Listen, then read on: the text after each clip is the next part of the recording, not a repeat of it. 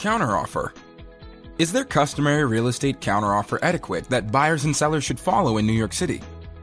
How do experienced brokers and agents counteroffer real estate deals? Most first-time home buyers and sellers are surprised to learn that nothing is set in stone when it comes to real estate counteroffer rules and etiquette in New York City. How a negotiation plays out ultimately depends on the individual styles of the buyer, seller, listing agent, and buyer's agent.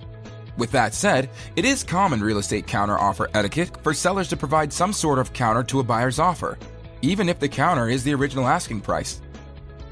The same counteroffer etiquette applies to buyers. It would not be appropriate for you to ghost a seller and not respond, simply because you didn't like their counteroffer. The customary approach would be to inform the seller that you remain firm at your current offer and to thank them for their time. It's also poor form to make a counteroffer that you don't intend on honoring.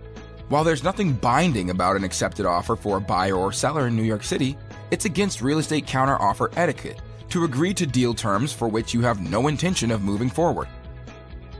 What is the best real estate counteroffer strategy for buyers in New York City? Having patience is always the best strategy. Being patient means that you won't appear or act desperate, which means you'll always have an edge when it comes to negotiating. It's also a good idea as a buyer to view as many properties as possible and submit offers on multiple properties. Having options will give you a backup plan if your primary deal goes south. Knowing that you have options will also minimize your chances of becoming emotionally compromised in one specific negotiation and possibly overpaying. What is the best real estate counteroffer strategy for sellers in New York City? In a normal or slow real estate market, most buyers will submit an initial offer below the asking price.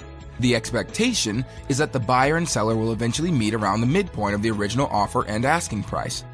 As a seller, you should carefully consider whether the midpoint between the buyer's initial offer and your listing price is acceptable or not. If the midpoint is acceptable, then you should make a counteroffer.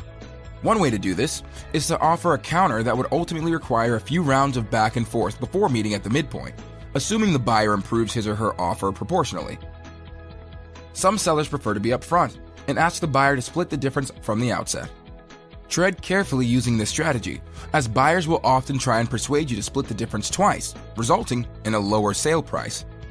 If the midpoint is not acceptable, then you can counter at your asking price or show a marginal price improvement as a show of good faith. Either option gets the message across that you believe the initial offer is way too low. Thinking of buying or selling in New York City? Save money with House It, New York City's largest and most trusted for-sale by owner and buyer closing credit company. House It has saved New Yorkers millions of dollars in commission since 2014, and we'd love to help you too.